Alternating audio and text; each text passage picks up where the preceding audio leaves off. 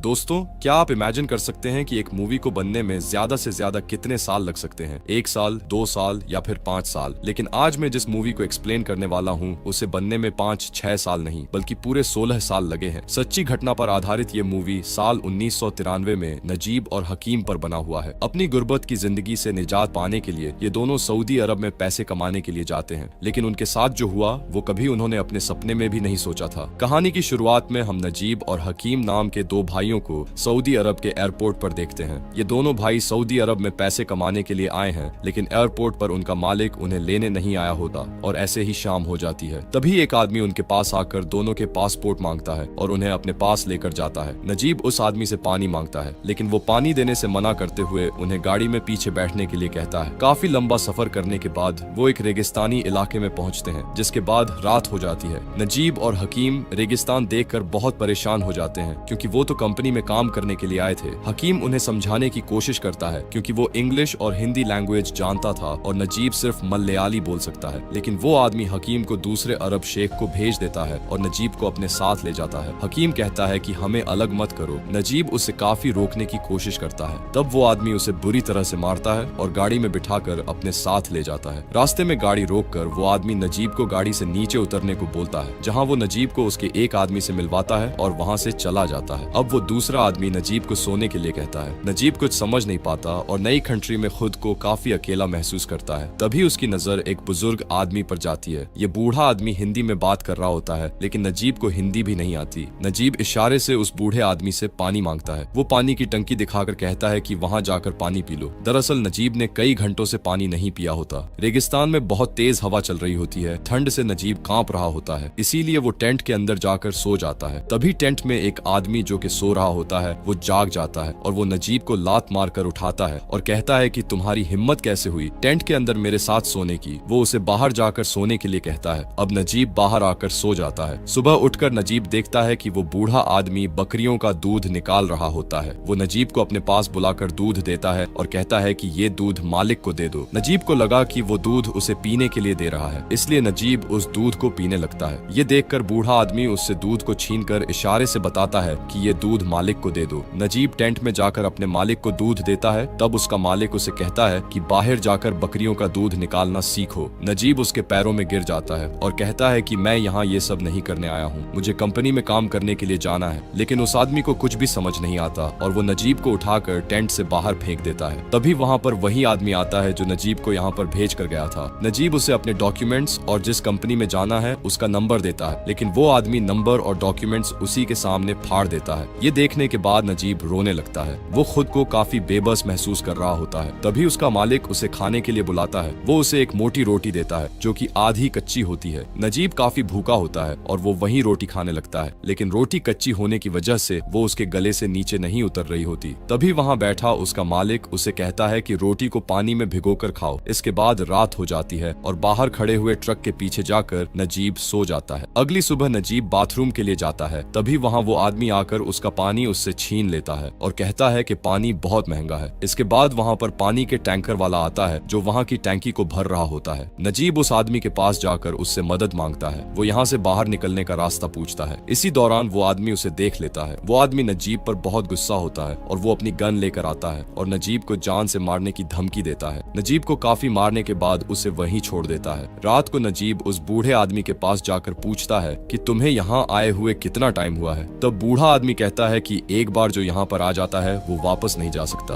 अगली सुबह नजीब का मालिक उसे कहता है कि बकरियों का दूध निकालो, क्योंकि वो बूढ़ा आदमी कहीं दिखाई नहीं दे रहा होता। यहाँ नजीब को दूध निकालने का कोई भी एक्सपीरियंस नहीं होता, इसलिए बकरियां उस पर हमला कर देती हैं, जिस वजह से वो जमीन पर गिर जाता है। लेकिन गुजरते वक्त के साथ नजीब ये काम भी सीख जाता है। एक दिन काम करते हुए नजीब की नजर एक कार के शीशे पर जाती है। वो खुद का चेहरा देखकर काफी मायूस हो जाता है। उसका चेहरा काफी बदल चुका होता है। नजीब सोच रहा होता है कि वो कभी भी यहाँ से नहीं निकल पाएगा, इसीलिए वो पहाड़ी से नीचे कूदकर अपने आप को मारने की कोशिश करता है। वो पहाड़ी पर जाता है और नीचे देखता है कि कई सारे गिद्ध एक मुर्दे को खा रहे होते हैं। नजीब नीचे जाकर देखता है कि आखिर ये लाश किसकी है, लेकिन जब वो नीचे जाता है तो ये लाश और किसी की नहीं बल्कि उसी बूढ़े आदमी की होती है जो उसके साथ काम करता था, जिसे मरने के बाद रेगिस्तान में फेंक दिया गया ताकि गिद्ध उसे नोच कर खा सके। नजीब सोचता है कि अगर मैं यहाँ रुका तो मेरा भी यही हाल होगा। तब नजीब वापस आ जाता है और अगली सुबह वहाँ से भागने की कोशिश करता है, लेकिन उसके मालिक को पता चल जाता है। वो ऊंट पर बैठकर उसका पीछा करता है और गोली चलाता है। गोली की आवाज सुनकर नजीब डर जाता है और वहीं पर ही रुक जाता है। उसका मालिक उसे बहुत बुरी तरह से मारता है और उसका एक पैर तोड़ देता है ताकि वो फिर से भाग ना पाए। अब इसके बाद रात हो जाती है और नजीब बड़ी मुश्किल से अपने हाथ खोलकर पानी पीता है। यहाँ पर काफी समय बीत जाते हैं और हम देखते हैं कि नजीब को काफी वक्त गुजर चुका होता है। एक दिन वो रेगिस्तान में भेड़ों को चरा रहा होता है, तभी अचानक बारिश होने लगती है। नजीब अपनी बकरियों को लेकर एक गुफा के अंदर सहारा लेता है। कुछ देर बाद उसे एक आवाज सुनाई देती है और वो गुफा से बाहर निकलकर उसी आवाज की तरफ जाता है। कुछ दूरी पर उसे एक आदमी दिखाई देता है। यहाँ पर ये आदमी कोई और नहीं बल्कि वो नजीब का भाई हकीम होता है। ये दोनों एक दूसरे के गले मिलकर बहुत रोते हैं। दोनों को अपनी आंखों पर यकीन नहीं होता कि कई सालों से ये दोनों गुलामी की जिंदगी जी रहे होते हैं। हकीम बताता है कि मुझसे कई जगहों पर काम करवाया गया और काफी टॉर्चर भी किया गया। तभी दूर से एक गाड़ी आकर खड़ी हो जाती है। हकीम कहता है कि मेरा मालिक आया है। इसके बाद हकीम वहाँ से चला जाता है। अगली सुबह नजीब जब ऊंट लेकर जा रहा होता है तब वहाँ पर हकीम आता है और उसे एक चिट्ठी देकर चला जाता है। नजीब उस चिट्ठी को पढ़ता है जिसमें लिखा होता है कि मैं जहाँ काम करता हूँ वहाँ इब्राहिम नाम का एक आदमी है जो यहाँ के सारे रास्ते जानता है और वो हमारी मदद करने के लिए तैयार है। हम उसकी मदद से यहाँ से भाग सकते हैं। कुछ दिनों के बाद नजीब, हकीम और इब्राहिम एक जगह पर मिलते हैं। इब्राहिम बताता है कि कुछ दिन बाद बड़े मालिक की बेटी की शादी है और सभी लोग वहाँ जाएंगे। ये दिन सही रहेगा हमारे लिए यहाँ से भागने के लिए। इसके बाद काफी टाइम गुजर जाते हैं और शादी के दिन आ जाता है। नजीब को उसका मालिक बोलता है कि मैं 2 दिन के लिए शादी में जा रहा हूँ और तुम यहाँ भेड़ों का ख्याल रखोगे। उसके जाने के बाद नजीब सबसे पहले नहाता है क्योंकि वो कई महीनों से नहाया नहीं होता। इसके बाद वो वही कपड़े पहनता है जिन कपड़ों में वो यहाँ आया था, लेकिन उसकी पैंट काफी लूज हो चुकी थी, इसलिए वो रस्सी को बांधकर पैंट पहनता है। अगले दिन नजीब भेड़ों को चारा देता है और कहता है कि मैं यहाँ से जा रहा हूँ और कभी भी वापस नहीं आऊंगा। तभी हकीम और इब्राहिम वहाँ पर आते हैं। इसके बाद तीनों यहाँ से निकल जाते हैं। अब सफर करते करते इनको रात हो जाती है। तीनों काफी थके हुए होते हैं। रास्ते में वो देखते हैं कि एक काफिला आराम कर रहा है। इब्राहिम उनके पास पानी के लिए जाता है, लेकिन वहाँ बैठा आदमी उन पर गोलियां चलाने लगता है और तीनों वहाँ से भाग जाते हैं। इसके बाद सुबह हो जाती है। हकीम और नजीब इन दोनों को बहुत प्यास लगी होती है। हकीम इब्राहिम से पूछता है कि रास्ता कहाँ पर है, यहाँ तो चारों तरफ सिर्फ रेगिस्तान ही रेगिस्तान है। तब इब्राहिम कहता है कि हम रास्ता भटक चुके हैं और गलत साइड में बढ़ रहे हैं। कुछ देर बाद हकीम देखता है कि एक ऊंट पानी पी रहा है। वो पागलों की तरह उस तरफ भागता है। इब्राहिम कहता है कि वहाँ पानी नहीं है, ये सिर्फ तुम्हारा वहम है। हकीम जब वहाँ पर पहुँचता है तो वो देखता है कि वहाँ पर एक मरा हुआ ऊंट पड़ा होता है। ये तीनों फिर से आगे बढ़ने लगते हैं और एक जगह नमाज पढ़ने के लिए रुकते हैं। तभी कई सारे रेगिस्तानी जहरीले सांप रेत से बाहर निकलते हैं। इब्राहिम हकीम को खींचकर बचा लेता है, लेकिन नजीब का पैर टूटा हुआ होता है जिसकी वजह से वो तेजी से भाग नहीं पाता। इसलिए उसे इब्राहिम कहता है कि हिलना मत, चुपचाप खड़े रहो। यहाँ पर सांप नजीब के पैरों के ऊपर से गुजर जाता है। नजीब के पैरों में छाले पड़ जाते हैं, इस वजह से वो आगे नहीं बढ़ सकता। इसीलिए इब्राहिम अपनी जैकेट निकालकर उसके पैरों में बांध देता है। कुछ देर आगे चलने के बाद ये दोनों भाई फिर से गिर जाते हैं क्योंकि कई दिनों से इन लोगों ने पानी नहीं पिया होता। इन सबको बेहद प्यास लगी होती है, लेकिन इब्राहिम इन दोनों को हिम्मत देता है। हकीम काफी थक चुका होता है और उसे इब्राहिम अपने कंधों पर उठा लेता है, लेकिन कुछ देर के बाद नजीब भी नीचे गिर जाता है। दोनों भाइयों को होश नहीं होता, इसीलिए इब्राहिम उन्हें अपना पसीना पिलाता है। फिर तीनों आहिस्ता आहिस्ता आगे बढ़ते हैं। कुछ देर आगे बढ़ने के बाद हकीम को होश आने लगता है। उसे शहर दिखाई देता है। वो भागने लगता है और चिल्लाते हुए कहता है कि हम पहुंच गए। वो भूख के मारे रेत खाने लगता है। नजीब उसे संभालने की कोशिश करता है, लेकिन वो नजीब को भी धक्का देकर वहाँ से भागने लगता है और आगे गिर जाता है। उसके मुंह से खून भी आने लगता है। नजीब अपने भाई को बचाने की कोशिश करता है, लेकिन हकीम की सांसें रुक जाती है। तभी रेगिस्तान में एक खतरनाक तूफान आता है। इब्राहिम नजीब को बचाकर आगे ले जाता है, लेकिन वो दोनों तूफान की लपेट में आ जाते हैं। कुछ देर के बाद तूफान भी थम जाता है। इब्राहिम और नजीब जिंदा होते हैं। नजीब खड़ा होकर अपने भाई को आवाज देता है, जिसकी डेड बॉडी तूफान में ढक जाती है। इब्राहिम नजीब को कहता है कि अगर हमें जिंदा रहना है तो आगे बढ़ना होगा। इसके बाद ये दोनों आगे बढ़ने लगते हैं और सफर में चलते चलते इनको शाम हो जाती है। तभी इन्हें पेड़ और पानी दिखाई देता है। दोनों उस तरफ पागलों की तरफ दौड़ते हैं, लेकिन इब्राहिम नजीब को पानी पीने से रोक देता है क्योंकि ये पानी जहरीला भी हो सकता है। इब्राहिम एक कपड़े को गीला करके नजीब को पानी पिलाता है और खुद भी पीता है। वहाँ पर इन्हें एक खाली बोतल भी मिलती है, जिसकी मदद से वो एक धुन बजाता है। कुछ देर बाद इन्हें आसमान में परिंदे भी दिखाई देते हैं, जिससे इन्हें समझ में आ जाता है कि किस तरफ जाना चाहिए। वो दोनों उसी साइड की तरफ जाने लगते हैं जिस तरफ परिंदे उड़ रहे थे। अब रात होने वाली होती है और नजीब की हालत काफी खराब हो चुकी होती है। रात को वो वहीं सो जाते हैं। अगली सुबह जब नजीब की आंखें खुलती हैं तो वो देखता है कि इब्राहिम वहाँ पर नहीं है। तभी उसे पानी की बोतल वहाँ पर दिखाई देती है जिसे इब्राहिम रख कर चला गया होता है और अब रेगिस्तान में नजीब अकेला आगे बढ़ता है। भूख और प्यास ने उसे बेहाल कर दिया होता है। उसके पैर में भी काफी दर्द हो रहा होता है। वो पानी की बोतल निकालकर पानी पीता है। तभी वहाँ पर उसे गाड़ियों के गुजरने की आवाज आती है और वो उसी साइड भागने लगता है। वो देखता है कि वो हाईवे पर पहुंच चुका है। वो हाईवे पर काफी देर तक मदद लेने की कोशिश करता है। उसे वहाँ पर शाम हो जाती है। वो रोड से गुजरती हुई गाड़ियों को रोकने की कोशिश करता है, लेकिन पूरी रात खड़े होने के बाद भी वहाँ पर कोई नहीं रुकता। अगली सुबह नजीब सड़क के बीच में से आगे जा रहा होता है। तभी एक कार उसके पास आकर रुकती है। ये कार एक शेख की होती है। शेख उसे अपनी गाड़ी में बिठाता है और पीने के लिए पानी भी देता है। वो शेख शहर में आकर नजीब को एक इंडियन होटल के सामने छोड़ देता है, जहाँ का मालिक बहुत अच्छा होता है, जो भटके हुए आदमियों की मदद करता है। वो नजीब को नहलाता है, उसके बाल भी कटवाता है। नजीब की तबीयत काफी खराब होती है, इसीलिए वो वहीं पर डॉक्टर को बुलवाकर उसका ट्रीटमेंट करवाता है। नजीब पूरी रात आराम करता है। अब वो काफी ठीक महसूस कर रहा होता है। होटल का मालिक नजीब को कहता है कि तुम्हारे दिए हुए पते से तुम्हारे फैमिली के साथ कांटेक्ट हो चुका है। इसके बाद वो नजीब की फैमिली से उसकी बात करवाता है। नजीब अपनी फैमिली से बात करते हुए बहुत रोता है। इसके बाद नजीब को पुलिस स्टेशन ले जाया जाता है ताकि प्रोसेस पूरा होने के बाद उसे इंडिया वापस भेज दिया जाए। दरअसल जिनके पास डॉक्यूमेंट नहीं होते हैं उन्हें जेल में 3 महीने रखा जाता है। तभी जेल में कुछ लोग आते हैं उन लोगों की पहचान करने जो अपनी कंपनी या उनके मुल्क से भाग आते हैं। असल में अरब में मालिक अपने गुलामों को पहचान कर ले जाते हैं। तभी नजीब को वो आदमी दिखाई देता है जो उसे गुलाम बनाकर ले गया था। वो नजीब के पास आकर रुकता है। यहाँ नजीब को लगता है कि वो शेख उसे फिर से गुलाम बनाकर ले जाएगा, लेकिन वो शेख उसके सर पर हाथ रखकर कहता है कि तुम मेरे यहाँ से भागे ठीक है, अगर मैंने तुम्हें स्पॉन्सर किया होता तो मैं तुम्हें वापस रेगिस्तान में लेकर सबक सिखाता, लेकिन तुम मेरे बुलाए हुए गुलाम नहीं हो। वो तो मुझे कोई नहीं मिला तो मैंने तुम्हें गुलाम बनाया था। इतना कहकर वो शेख वहाँ से चला जाता है। नजीब काफी डर जाता है। तभी उसके पास में खड़ा हुआ आदमी उसे बताता है कि उसने तुम्हें स्पॉन्सर नहीं किया था, इसीलिए वो चला गया, लेकिन तुम गलत वीजा पर आए थे, इसीलिए तुम उसके जाल में फंस गए, लेकिन अब तुम अपने घर वापस जा सकते हो। नजीब वहीं बैठकर बहुत रोने लगता है। अगले सीन में हम देखते हैं कि नजीब प्लेन की तरफ जा रहा होता है। तब वो कहता है कि कोई परदेश जाता है तब अपने घर वालों के लिए तोहफा लेकर आता है, लेकिन मेरी वाइफ और मेरे बेटे को देने के लिए सिर्फ मेरी बची हुई जिंदगी है। इन्हीं लाइंस के साथ इस मूवी का द एंड हो जाता है। तो दोस्तों कैसी लगी आपको ये कहानी? उम्मीद करूंगा कि आपको ये कहानी पसंद आई होगी। मिलते हैं एक और मजेदार कहानी के साथ।